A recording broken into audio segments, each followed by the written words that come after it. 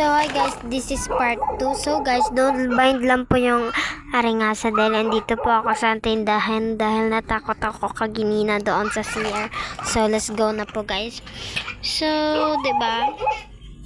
Wait guys, nakalimutan ko yung story. So ayun na, nakita nga niya na meron babae at isang batang anak galaw ng bike ko.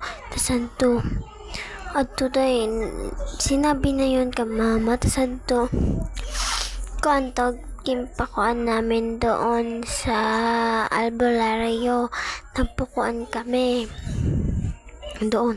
Tas yung kandila, tas meron tubig, tapos ayun, nakita namin talagang may bata at may lagas. Yes, dire, piling ko isa lang yung matanda yun. Piling ko amo na yun guys, yung ano yun, yung white lady nga nagpakita. So amo talaga yun yung sinabi na ni kuya. Tas ato umuli na kami. Tas ato natatakot pa rin siya kung ano yung nangyari, yung ano yun, yung nag-CR siya. Tas at gusto niya upod si ate. Tas si ate andun lang sa gawas. Naghulat yakan kuya dahil natatakot talaga si kuya ng sobra-sobra. At guys, hindi ko yung makakalimutan. Ginistorya lang yun ng aking mga bugto si ate. Ginistorya na, ayun, hasti niya na natutroma lagi pa ko to na story. Ako talaga yung natutroma.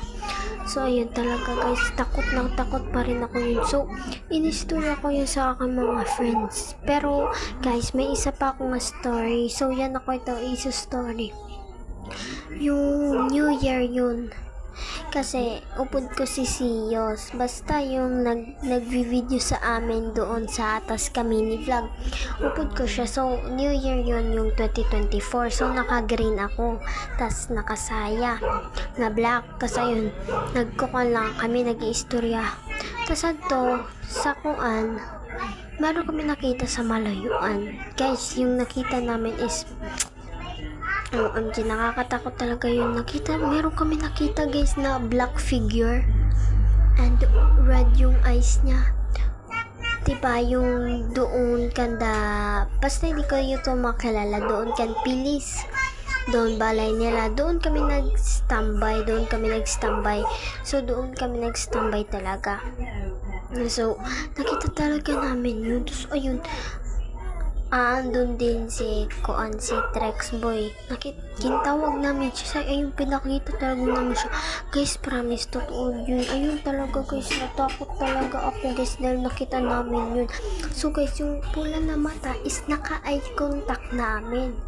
Bro, naka-eye contact namin. So ayun, dumalaga na dahil ako ng balaksi at wala na ako dun mag-standby dahil hindi na talaga ako dun mag-standby habang gabi pa dahil natatakot ako. So New Year na yun, feeling ko, diba yung New Year is koan, 1 pa magtitikang, ano na ba?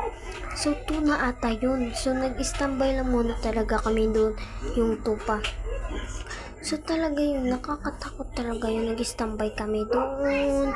Like, ayun, nag-standby kami. Ayun talaga yung pinaka-trauma ko dahil naka-eye contact namin siya.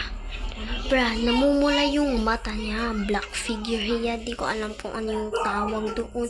Basta namumula yung mata niya. So guys, don't mind nyo lang po yung arengasa. Amo lang yun guys na mga story nga alam ko lang. So guys, kung meron pa kayo sa susunod, mag-i-story ako ulit. Mag-story ako ng usapang horror ulit. So ayun, kasi guys, ayun lang yung maalala ko. Ay, meron pa pala. Kuan lang ito, nightmare. Yung nightmare ko kasi is meron tsunami. Yes guys, may tsunami.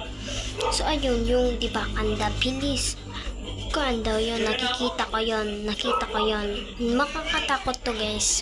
Tas meron pa tarawaan. So ayun, nakita ko to. So guys, nakita ko daw yung tsunami. Nakita ko to na tsunami. Tas ayun guys, parang nahadlok ako noon. Tas ayun, sabi ko, sumakob ako dun sa kanda pilis bahay, kanya grandmother bahay.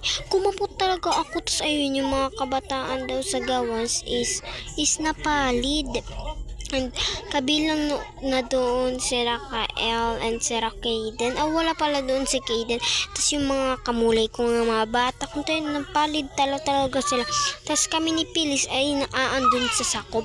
Tapos si Kael, nakamanage siya, nakakuan siya, nakakaput doon siya sa may portan. Tapos ayun, gimbuligan namin siya dahil kumuan, sumakob dito. Tapos ayun, pagkatapos daw iyon, meron liwat tayo zombie. So, ayun nga, zombie talaga. Traumatize talaga namin yung na zombie. Meron talaga zombie. Tas, ayun, yung mga kamulay ko, nakagat.